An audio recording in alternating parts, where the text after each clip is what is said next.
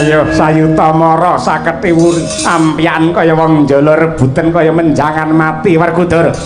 Gandeng kowe sing mateni adiku Gajaksa Sara Basanta. Utang mirang nyaur wirang utang pati nyaur pati. Pirang-pirang lelakon para Pandhawa ngrasake sengsara merga cangkeme Patih Sengkuni. Palungguhan iki pangadilan saka Gusti sing bakal nduk tampa. Apa abamu kok kira aku wedi piye? Maju para ngarsa. Ayo tandingana Sang Senopati Agung ora kelakon glundung ndasu nak guroni batangmu. Petro. Nun. Wah, sing ngendi iki? Ya ampun, gedhe tuwek anak wis 3 mosok ora roh sampeyan ora. Ya ora keton iki jari ini mang sisihke mriko sik. Niki mang telangkupne teng endase Sengkuni. Nah, lah niki lak ilu bah. Antang-antang geyang, gentang-gentang katir, kacu-kacu leder. Lenggale sing nganti kaya piye iki? Mang tibane kuku Pancanaka. Aku njaluk ngapura Werkudara. Aku ngrumangsani luput, aku ngrumangsani kleru. Wong nandur bakal ngunduh karma sing ndok sandang mati dina iki Patih Sengkuni. Aja Werkudara, mudar tenan. Aja Werkudara, gek endang gek gentenan kancane. Pirang-pirang lelakon Pandhawa nemahi karuna merga patrape Sengkuni. Tak terke ning neraka jahanam kowe.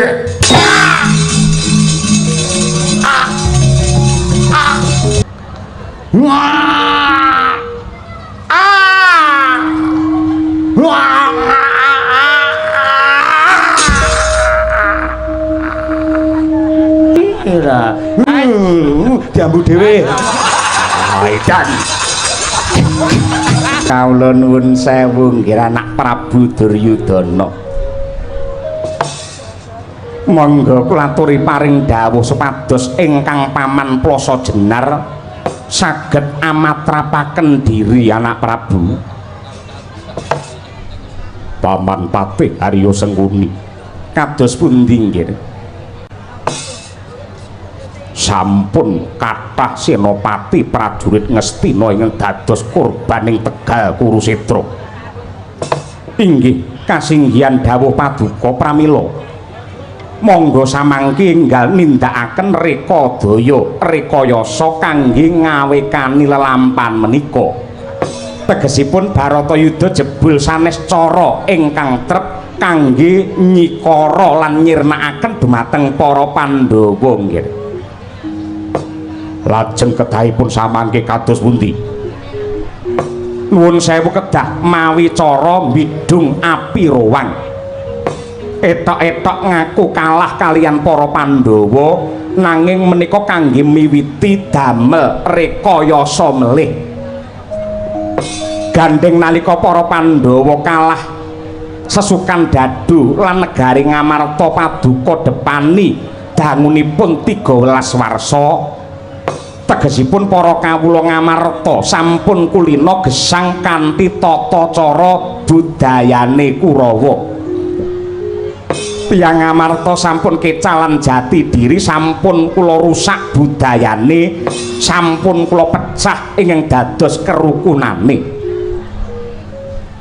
Dados nadyanto Ngamarta dipun wangsulaken dumateng para Pandhawa nanging tata cara uripe wong Ngamarta saged kula kendhaleni saking negari Ngastina.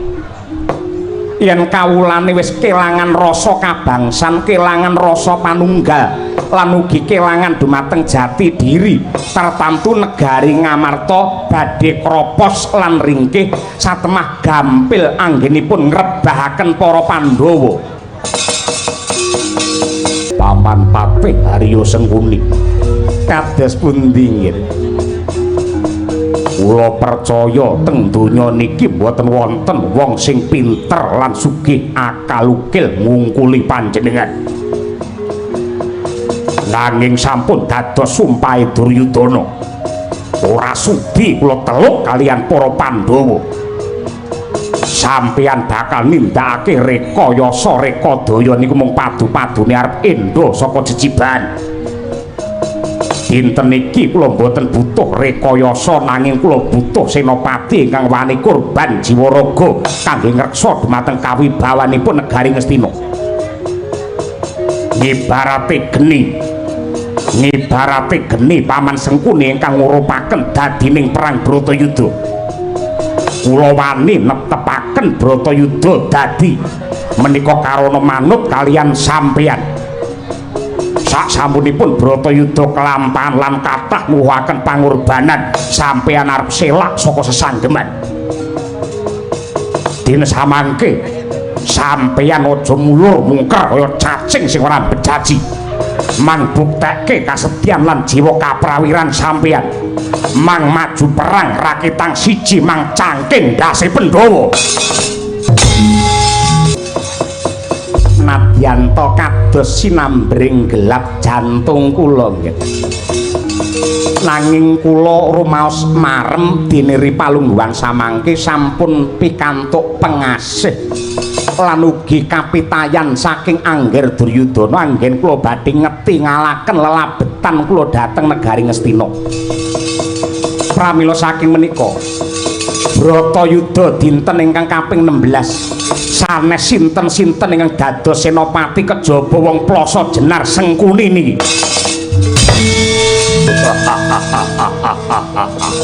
Kadi lumampah wanci pangklong kepapat obor sewu. Syukur bagi sewu sekethi jumurung Paman Sengkuni. Samangke mang bidal wonten payudan Tegal Kurusetra.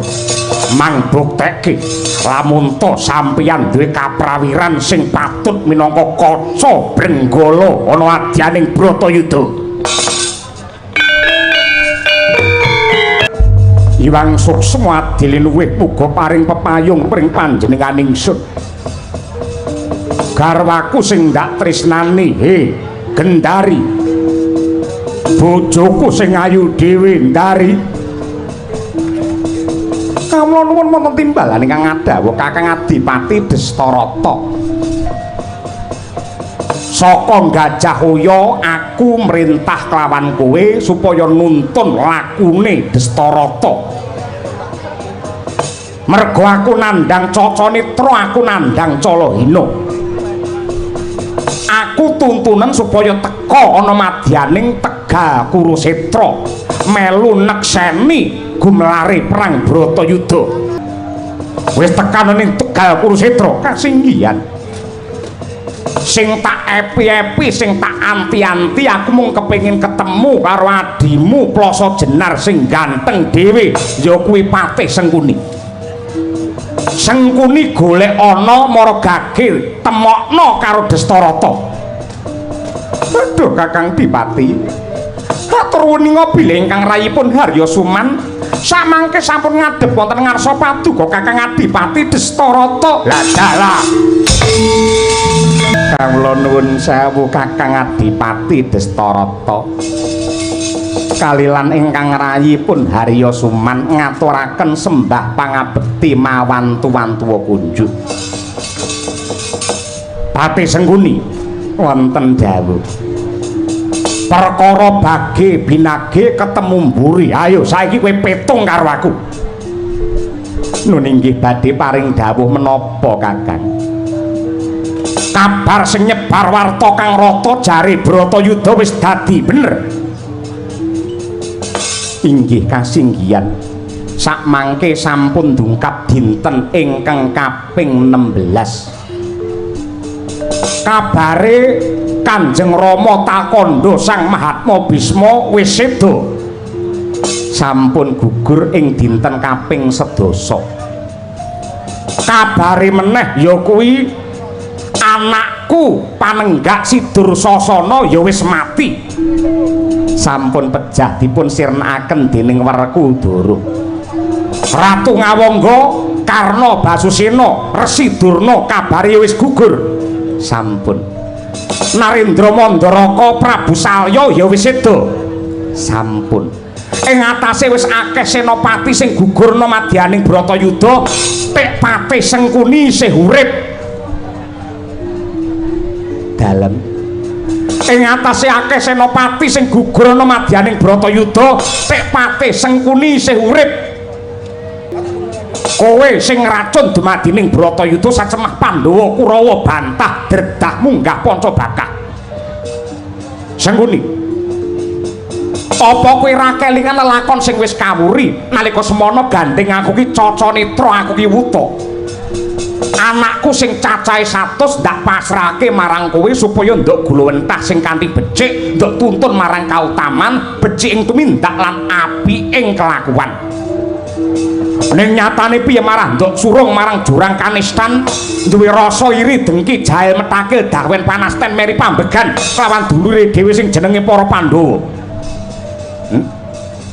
satemah ripalungguhan iki Bratayuda dadi ya merga saka poka pakartine Patih Sengkuni kowe tak kandhani ya Suman gatekno kupingmu ning donya ki ana hukum sing cacahe 4 siji ya kuwi hukum kodrat angka 2 hukum adat angka 3 hukum negara ewadene ingkang pungkasan hukum karma utawa hukum dharma hukum kodrat kuwi bisa diwiradati jam 12 awan kowe metu saka ngomah bakale kepanasan srengenge ning yen kowe gelem nganggo caping utawa nganggo payung ora bakal kepanasan kuwi tegese hukum kodrat angka 2 ya kuwi hukum adat upamane ana salah sawijining desa nganakake upacara merti dusun minangka tandha syukur marang purbane Hyang Agung kanthi wujude sesaji ingkang awujud ingkung kebo gandeng kebo larang regane ndelalah para tani padha paceklik uripe mula kuwi bisa diwiradati ora kudu ingkung kebo tenan ning tuntut gedang kae diwenehi sikil saka pring lan sungu saka pring wis muni kebo danyange wis ora protes angka 3 ya kuwi hukum negara saya-saya hukum negara Ngastina yen ndak katekake Ngastina ki hukume hukum lading yen munggah kethul yen mudhun landhep nadyan to mapan ana dhuwur duwe dosa duwe keluputan wani ngrogoti bondo negara wani nyolong bandane kawula nanging gandeng hukum yen munggah ibarate lading ki kethul ora bakal bisa kejamah hukum ngapunten bener apa ora kandhaku nggih leres pancen saperangan para pejabat Ngastina kados mekaten ning ugi wonten pejabat ingkang sae ingkang nuwun sewu lambangipun menika wit waringin warninipun kuning niku sae merga nguri-uri dumateng kabudayan nglipur dumateng para warga ingkang sami pinarak wonten mriki sedaya niku tiyang sae ora perlu kakehan gunem sing tanpa guna hukum sing pungkasan sing bakal ndok tampa ya kuwi hukum karma utawa hukum dharma wong nandur bakal ngunduh utang bakal nyaur nyilih bakale mbalekake ndandake bakale nganggo gandeng dina iki wis akeh senopati sing padha mati yen nganti kowe ora gelem dadi senopati aja takon tak remet dadi glepung kawula nuwun sewu Kakang Patih Harya Sengkuni kepareng miji dumateng ingkang rayi ing Plasa Jenar kula nyadong dawuh kalilan kula cumadong dawuh Kakang Patih kadang-kadangku adi-adiku ratu sakembaran kowe Gajaksa lan uga Sara Basanta apa to sebabe kowe adoh ndak awe cedhak saya ndak raketake merga ana bab wigati ingkang bakal ndak babar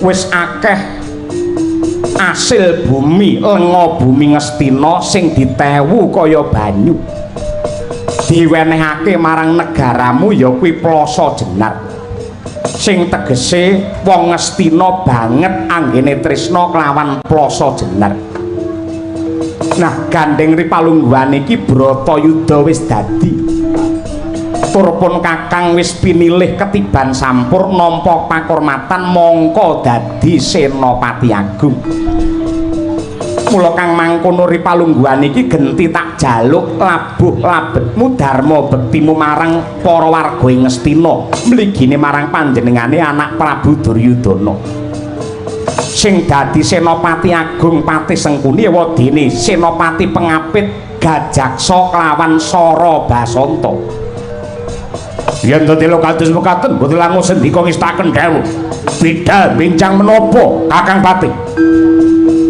Nadyanto rambatan pundak sambung obor colok lintang liwat dalan sisih etan muga-muga men nemu bejo lan kamulyan wadya bala saanane saka ing Plasa Jenar Budha dina iki. Lagi wae aku ngambah Tegal Kurusetra ana satriya bungkik kakek kunting tangting brengos sak kepel sisih. Aja nganti kowe mati tanpa aran ngaku sapa kowe le. Lek nom mripatmu jerengen gobokmu. Satriya swala bumi ya ing Lesanpura. Jenengku Raden Setyaki. Setyaki. Dasar para nyata wis sapa lan barisan saka ngendi? Mburi saka negara ing Plasa Jenar kesete sembanku Prabu Gajaksa Sarabasanta. Komandang garba kang dadi aranku.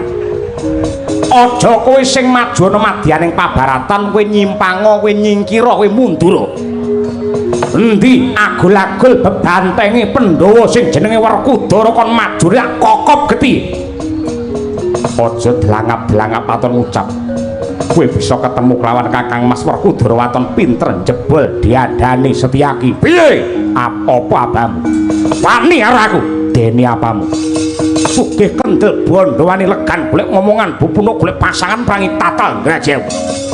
Tibane Kyai Lanjari mbuh dadimu kowe.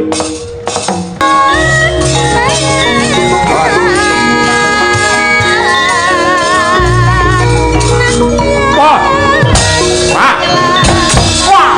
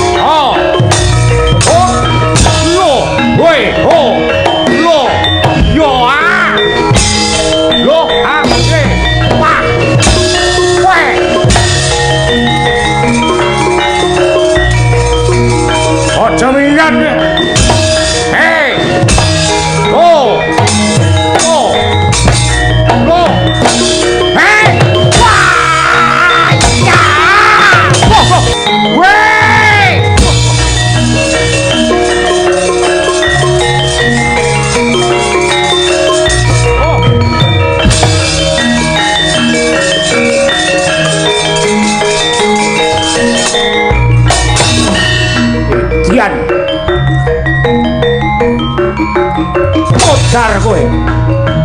Lho. Hut modar kowe. Hut modar kowe.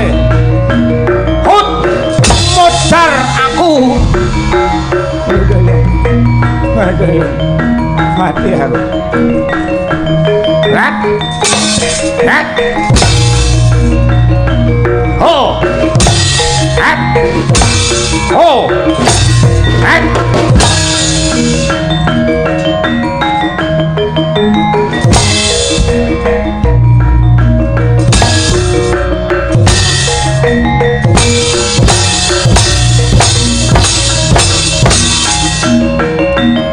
Dan ampuh tenang. Ampuh apa?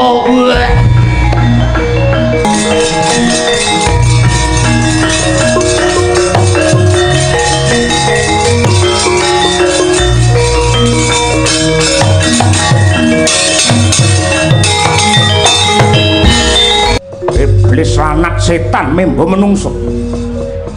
Wadya balaku saka plasa jenar mungsuh dapur Setyaki parandene do dadi gotongan.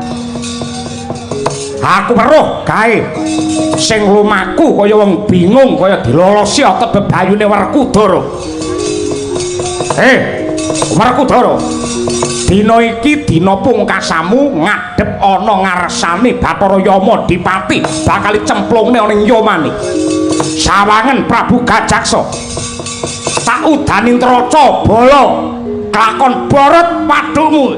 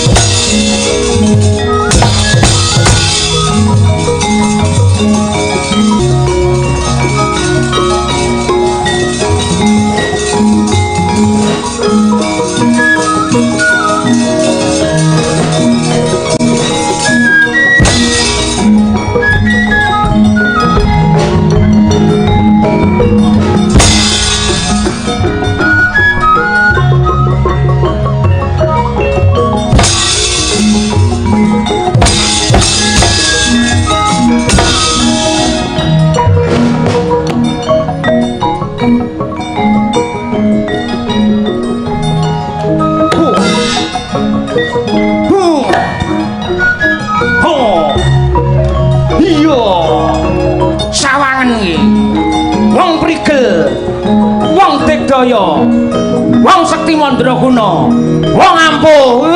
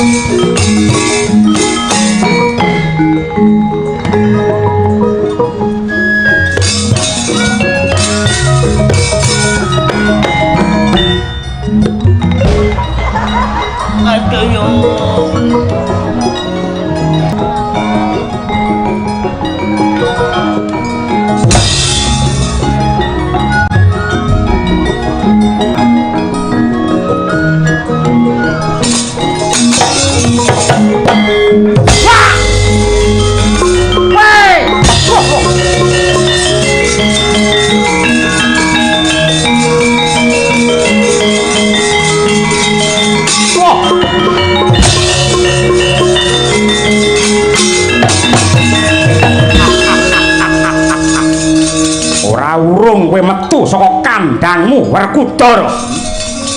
Kowe aja gembelo sirahmu aja ngendel-ngendelke. Nadyan to kowe wis bisa mateni senopati prajurit Ngastina pirang-pirang. Nen kowe adu arep karo Prabu Gajaksa, ora bakal ana menange. Janji ora eleng tak kedhepake. Kokop getemu ora modar derajat apa?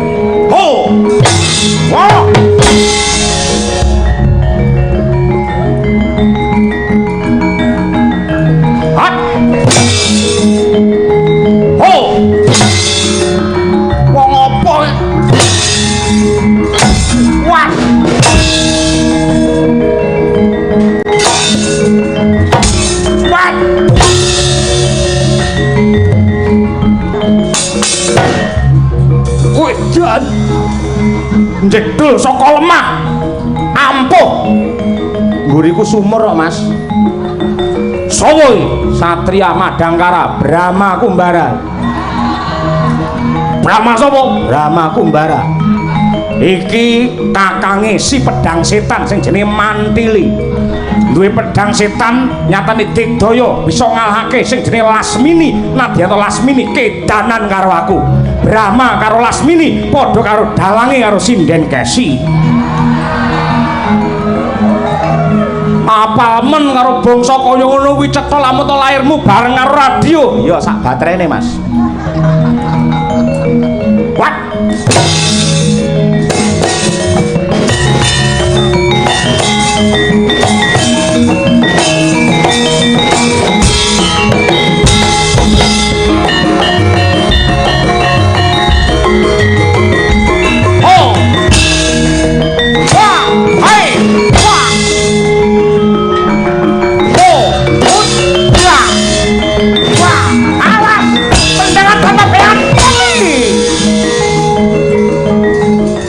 Bani Jetli Mejet Uri siap Hong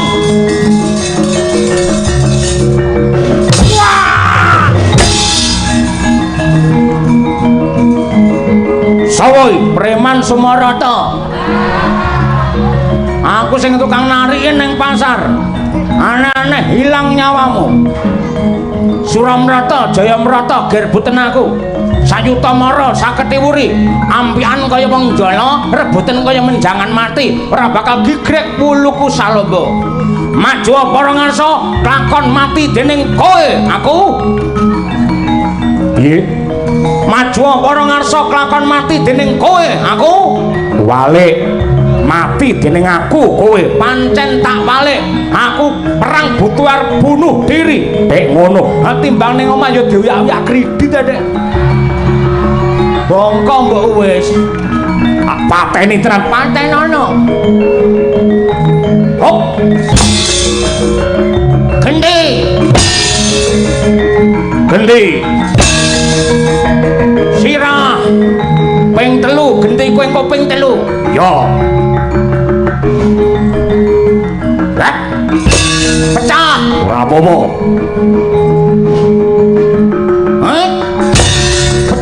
Prabowo pisan kas sikar sirah ora apa-apa ampuh tenan kowe gandeng kowe Sekti Mandraguna tak dongake dadi ratu ingkang blegedu kondang kaloka besok mati entuk swarga aku njaluk pamit kowe sik aku ngantem kowe lunga ora ngapa ingluk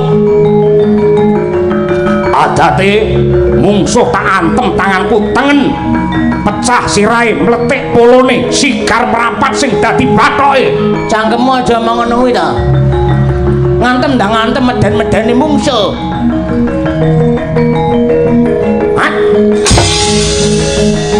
pecah ora Wah ampun tenan iki. Pindung kas. Hop. Pecah. Ora apa-apa. Pisan gas.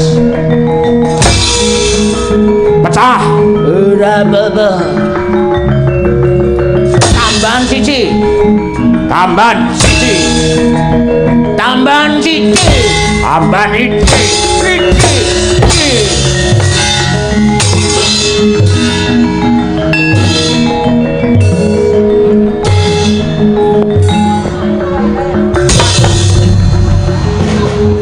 Tiaki tulungono beta tiaki.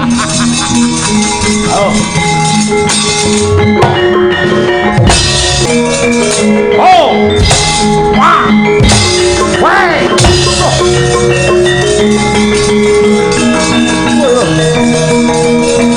Hey. Oh. Oh. Wah. Wait. Wah, anh Wait. What? Wait. Wait. Wow. Wow.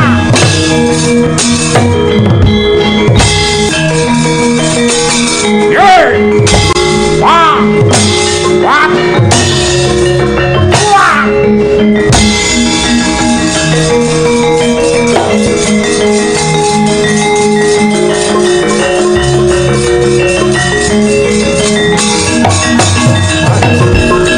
Werkudara aku kapok Werkudara. Werkudara aku kapok Werkudara. Aku njaluk ngapura, aku ngaku kalah Werkudara. Aku ngaku kalah. Kakang Gajaksa iki piye Kakang? Mongko adate Werkudara yen nyandak musuhe tangan kiwa tengen mesti bakale aku karo kowe didu sirah padha sirah. Cangkemmu aja ngelekne. Didu tenan adate mesti didu ngelekke didu ala-ala.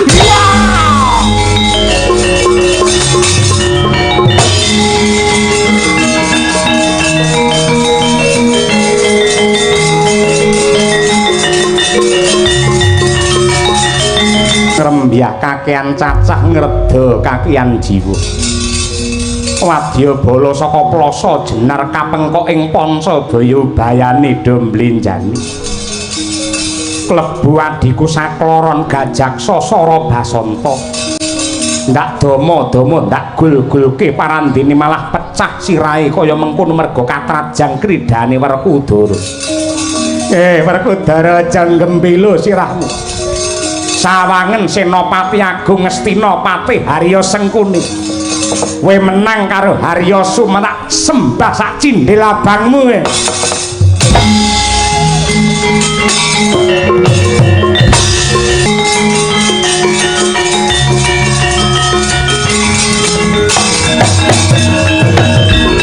Ayo sayuta mara saketi wuri.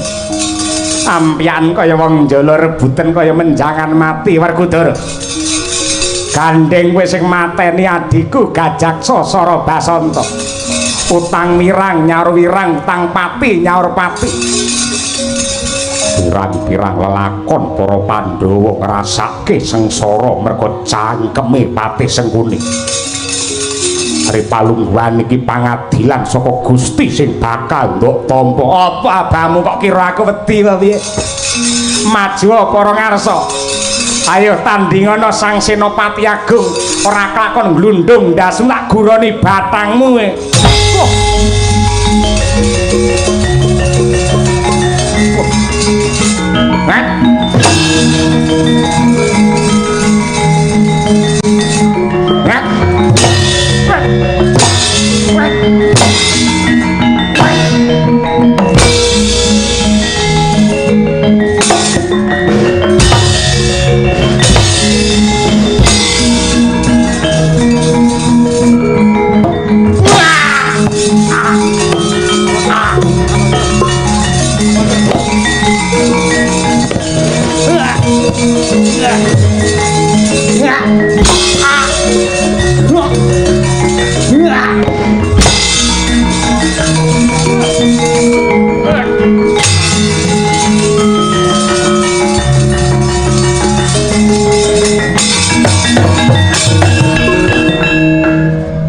petungmu Sengkuni mesti mati ta.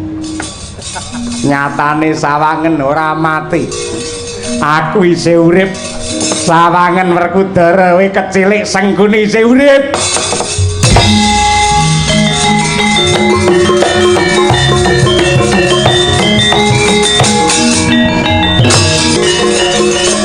Ayo.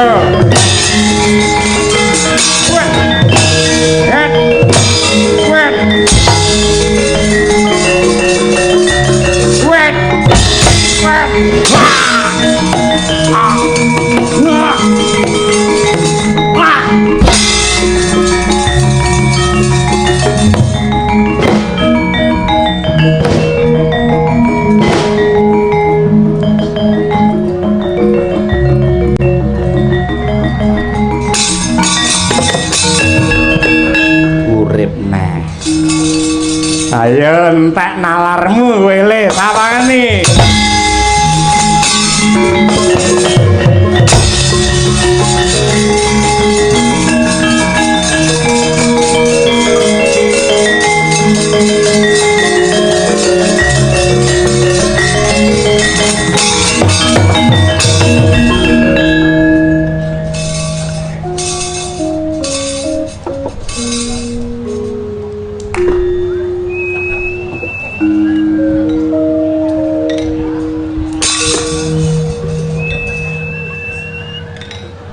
Petro nun Patih Sengkuni pripun duwe daya ngedap-ngedapi kok saged saben-saben tak tibani kuku Pancanaka mudhar bali urip meneh. Patih Sengkuni niku yo tek nyolong pethek mula kuwi nganti aku bingung kamigilan mungsuh karo Patih Haryo Suman. Lajeng sakmangke kersanipun bapakmu kon rene. Bapak sinten? Pak Sukron Suwanda. Betul. Bapakmu Semir kon rene. Saniki? Yo. Lah niki? Niki bapak pun teka mumpung dereng tilem mangjak jagongan. Mbegegek ugek-ugek sadulita mel. Pripun, Gus? Sembar. Pripun? Sengkuni ngedap-ngedapi. Tak tibani kuku Pancanaka mudhar bali urip meneh. Tulungane kowe wong lawas mesti ngerti pengapesane Sengkuni kudu dikapake. Kedap kula pirsanane rumiyin kunjing langit kelap-kelap katon lir kincanging alis risang mawe kanjrung sabarang kadulukir moyang mayek suluk cara ngendi ngono iki kok mung sak nada ora sing jenenge pakliran padat iki ngono kuwi upamane wilah liyane ro ki ilang jek iso suluk ngono. Pilang nang ndi gaden? Gasmui ora.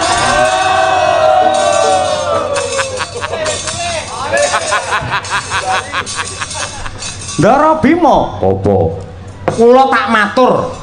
Piye? Jenengan kemutan apa mboten nalika jenengan taksih lare? Nalika semanten rebutan Lengatala kagunganipun Sang Resi Abiyasa. Lengatala kala wau kangge rebutan pendolan Kurawa satemah kutah wonten ing Jrambah. Nalika semana para pendolan Kurawa padha bingung lah. Patih Sengkuni nika tanggap ing sasmita ngerti yen Lengatala kutah lajeng Sengkuni gulung wonten ing Jrambah. Dados awake Sengkuni nika wiwit saka pucuk rambut nganti jempol sikil sedaya kawratan Lengatala kalepetan Lengatala. Mongko dayane Lengatala lamun to awak niki klepetan Lengatala ora bakal tedas gaman apa wae yen perlu gawan kayangan gaman Suralaya ora bakal bisa tumama napa malih mung kuku Pancanaka. Sengkuni nika ora iso mati akan tetep Tetapi ini ada sebagian tubuh Sengkuni yang tidak terkena minyak tala. Opo? Mang rada ndingkluk. Ngene nggih. Kaya menek kambil ada sebagian yang tidak terkena minyak tala. Boten wonten sanes kejawi dubur. Dubur ya apa? Cantuka. Cantuka ya apa? Wadidang. Wadidang ya apa? Silit. Waton nggen niku mang tibani kuku kacamata. Pancanaka. Pon-pon. Kliwon legi. Waton nggen niku mang tibani kuku sampean. Pek Sengkuni ora mati, kula mang seneni. Ora omong mau-mau.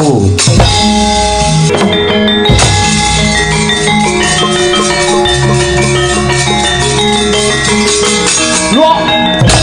Hey.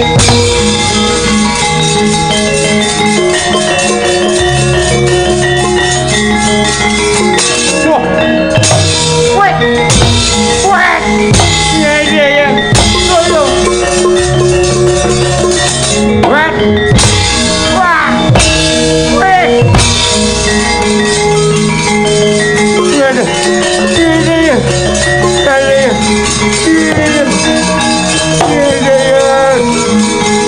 Ya.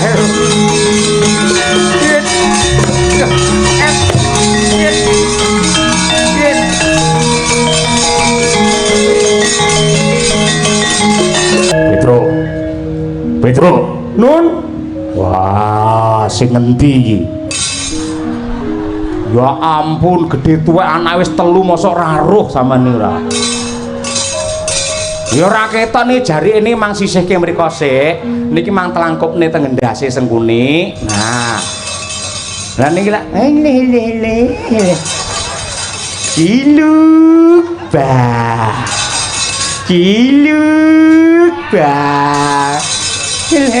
Antang-antang geyang, gentang-gentang katir, kacu-kacu leder. Lenggales nganti kaya ngono elok temenanan Den. Piye iki? Mang tibane kuku Pancanaka. Niki ketok ngece mergo kula sawang niki ketok lek mencap-mencep niki. Lah niki lho mencap-mencep niki ora di. Mang tibane aku njaluk ngapura Werkudara. Aku ngrumangsani luput, aku ngrumangsani kleru. Wong nandur bakal ngunduh karma sing ndok sandang mati dina iki pati Sengkuni. Aja Werkudara mudar tenan. Aja Werkudara gek ndang gek gentenan kancane. Ndang blus ngoten ndang bayar ngono lho. Ken mau memang dipandeng ae ora. Ngerti-ngerti isu cilaka sampean ora. Pirang-pirang lelakon Pandhawa nemahi karuna merga patrape Sengkuni. Tak terke ning neraka jahanam kowe.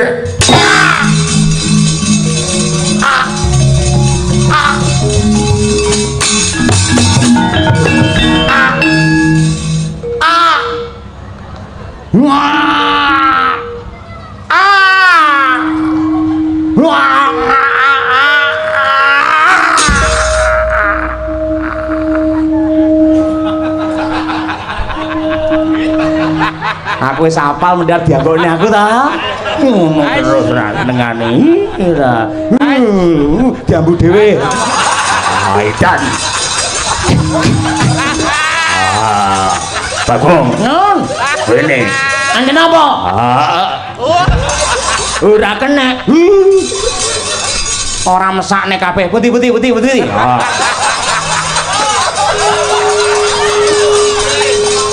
Kenapa-napa kula niki lek ngenten niki wis dikeki apa ae gelem ngeten iki. Oh entah mangkei napa kemawon kula anggap minyak wangi men sing katresnanku saya seneng kalih kula. Nah nggih mboten napa-napa. Mang dongake nggih kula sakinah mawaddah warahmah. Iya. Yen lahir calone anakmu kulite kaya zebra cross. Wah, dasmu ya.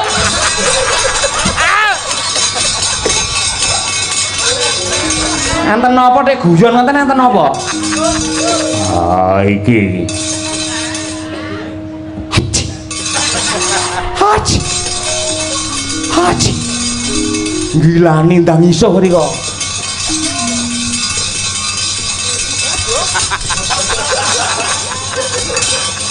Kowe ngapa? Mosok Ratu Ndorowati Ngapa? kena ambune silit. Cahedan ndang iso lho. Kadangipun kakang sing banget ndak tresnani. Dimas Werkudara. Liteng Kresna kakangku ana dawuh apa? Mung kari sak kemprangan paribasane Pandhawa bakal antuk kamenangan sajroning Baratayuda. Sena ndok rewangi adus getih udan luh nganti nuwuhake pangorbanan sing ora sithik kuwi yektine siadi golek apa? Ing atase wis ngancik meh pungkasane Bratayuda ya kene bab kuwi tok takokake. Wis cetha lamun to paprangan iki dadi telung perkara. Rampunge utang luare nadar ilange angkara murka wisine Bratayuda. Bener Werkudara. Sing jeneng wong perang kuwi lak mesti golek menang. Banjur upamane siadi unggul ing yuda, kira-kira apa sing ndok goleki Sena?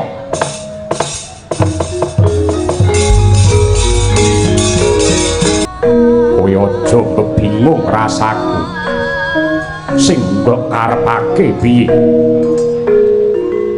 Yen Pandhawa jaya aning Bratayuda, siadi bakal ngukup negara Ngastina.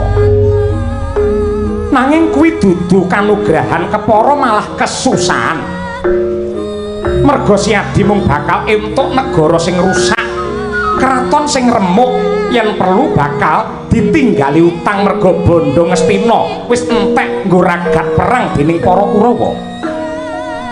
Siadi mung bakal krungu tangise Waranda panjeriting bocah lolo lan wong cacat sing dadi korbane perang. Lah banjur anggon nutuh jiwa raga sajroning Bratayuda iki entuk-entukan apa? Jlitheng kakangku. Kowe kuwi takon apa pengin jajaki karo batine Werkudara? Helinga menungso lair biyen ora nggawa apa-apa. Ya merga kemurahane pangeran banjur menungso pinaringan piranti genep lan 1000 kebungahan. Sing tegese wong urip kuwi tanpa pawitan, weruh-weruh mung kari urip. Banjur tinuntun dening purbane Gusti. Mula urip sing bener kuwi mung pasrah sumarah tanpa rasa milik marang apa wae. Tanpa biduk lawan sumpahe satriya sing kudu sepi pamrih rame ing gawi. Jroning Bratayuda iki akeh dadi Werkudara dadi pirantine bebener supaya ngisas angkara murka. Tanpa aku ngarep-arep bebungah apa-apa kejaba mung asihe pangeran. Yen pancen rampunge Bratayuda Pandhawa kudu ngrukti wong cacat, ngopeni wong lula. Bakal tak tampa kanthi ikhlas. Merga yen uripku bisa piguna tumrape wong akeh kuwi padha karo 1000 nugraha sing tak tampa tanpa ana tandinge ning jagat. Seklimah ucapmu nanging mentes lan pantes dirumokake. Aryasena, kowe kuwi arang-arang guneman nanging lamun to gelem omong kok nentremke rasa. Nadyanto kowe kuwi agal gruwal-gruwal blegermu nanging batinmu isi mutiara ingkang tulus lan suci. Werkudara, Apa? ndak jaluk siadi aja lena ing kaprayitnan, aja nganti suda ing kawaspadan. Merga isih ana siji benggole Kurawa dedengkote wong Ngastina isih meger-meger, ya kuwi Duryudana. Ing pungkasane Bratayuda iki sira Yayi Werkudara ndak kekudang kudu bisa ngadeg jejeg minangka pandam-pandome kautaman nglebur marang sukertaning bumi Werkudara. Werkudara, aja gembilo sirah waja ngendel-ngendelke. Nadyanto wis bisa ningkes senopati prajurit saka negara Ngastina. Nanging neng Bratayuda iki kowe durung menang. Merga bebantenge wong Ngastina, Ratu Ngastina Duryudana isih meger-meger. Ripalungguhan iki wis ijen tanpa kanta lan kanthi. Karepmu piye Kakang Duryudana? Buktekno karo wong sak jagat. Anggenku tetandingan karo dapurmu. Kira-kira sapa sing jengkelang kuandane glundung sirahe bosok koklok dirubung laler. Aku mung nderekake karepmu sepira banggamu. Joget lak kendangi kowe.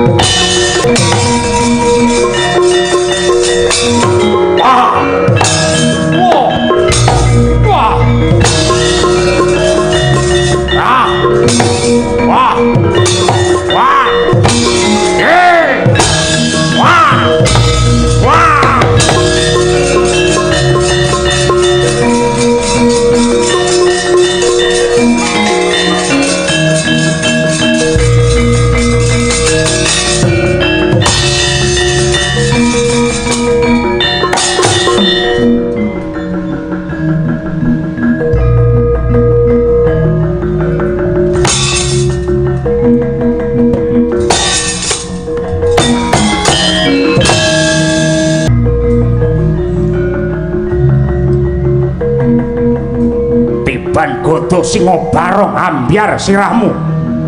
Bocah polo lembut. Wah. Wah. Ah.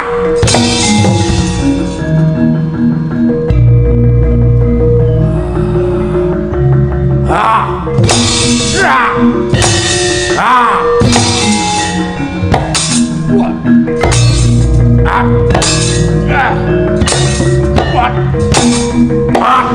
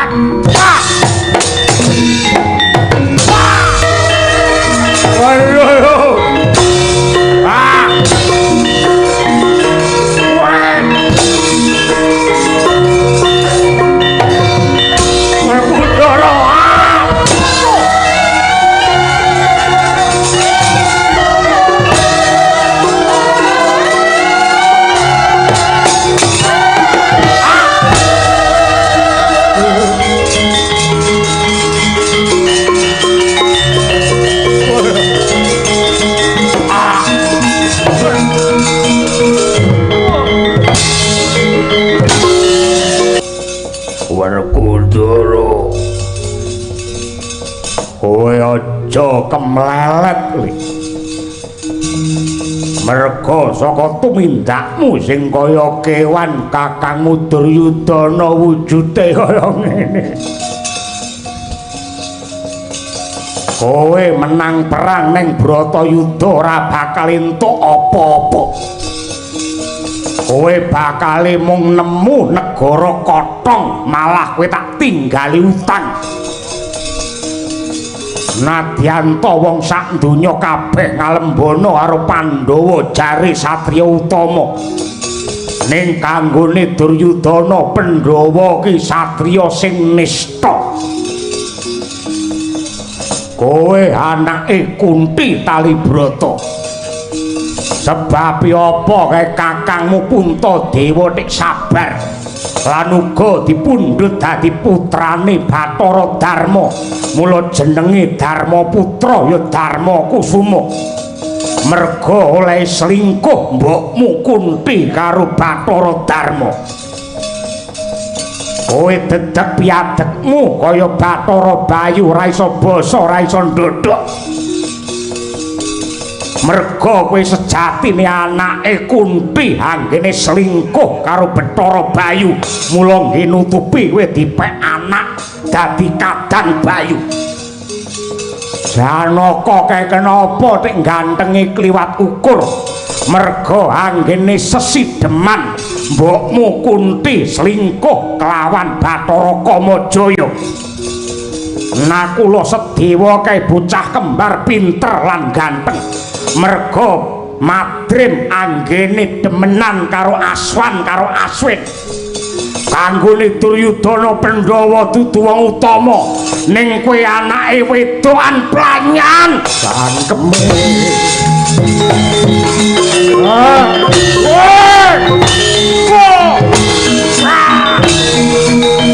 Makudara.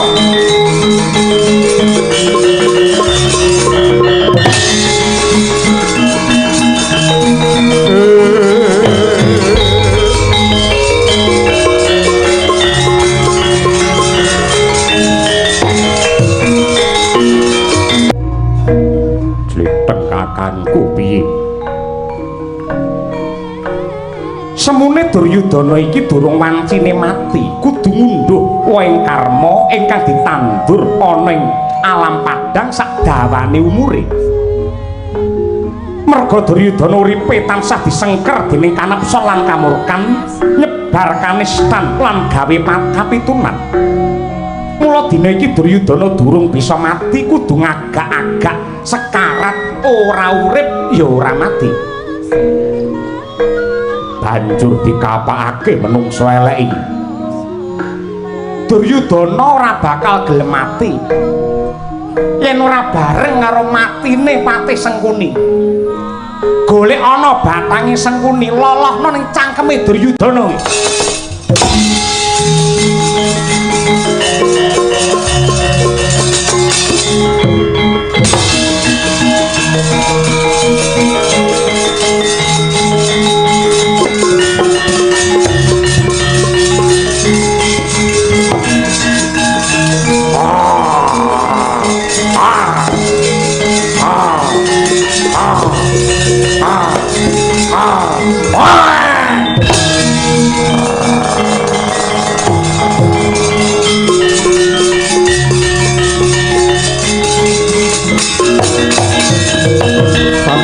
Meregut ngembat watang ngrabosa mungsuh tanggap dojo kantaran tau saya akti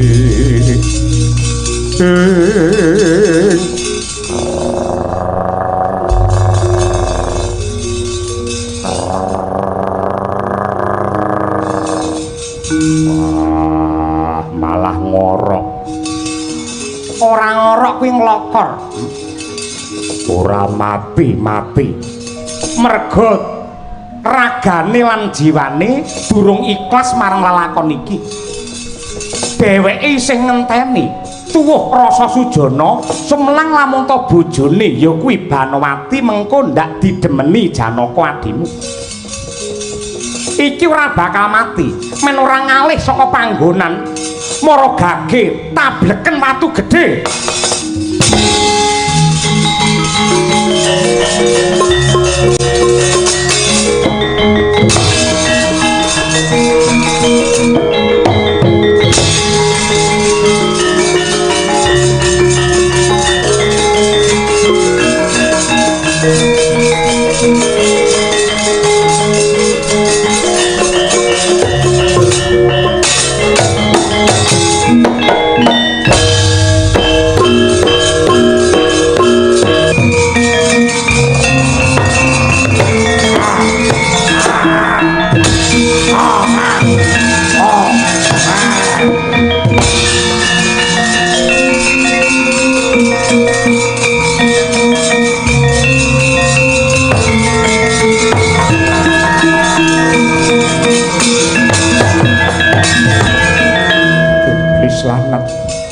Ana wujude buta sing gegilani wani cumantaka wani gaglak mutiaraning uripku Kakang Mbok Banuwati janji Mbak Yuka ora ndok lepet tak odel-odel wadukmu yen kowe ngodel-odel wadukku padha karo kowe mateni Banuwati mergo Banuwati mapan ning wetengku Banuwati bakal tak jur tak luluh kuwi urusanku meleko mripatmu iki Ratu Ngastina Duryudana nadyan sekarat aku isih urip kebangeten patrapmu Janaka ing atase sing lanang agak-agak parandene bojone arep digaglak kelakuan menungsa apa kewan kowe iki jane wong nista kowe iki wong murka ning kudungan Darma cangkemmu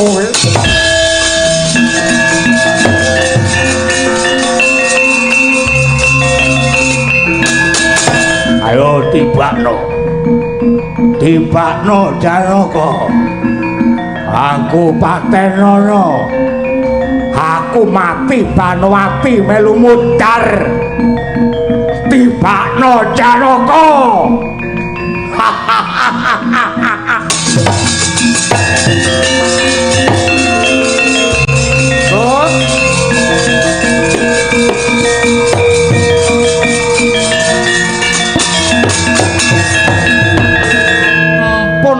Empun jenengan iki anake pirang-pirang putune ya gembrayan angger krungu tembung Banuwati ku malah sari nek mbebeki empun sampeyan niku ngibarate srengenge niku pun lewar wonten ing jagat kilen yen mang tutuk-tutukne ngoten niku njur sing nggih panutan anak putumu sinten ayo mulih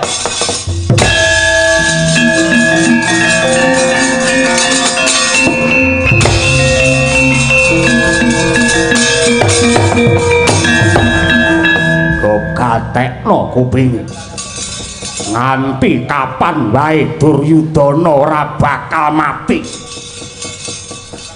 sukmaku krekatku niatku nafsuku isih mebar ning jagat raya tangkar tumangkar janji ana menungsa sing deglek imane tipis panembahe aku sing bakal lenggah ning kono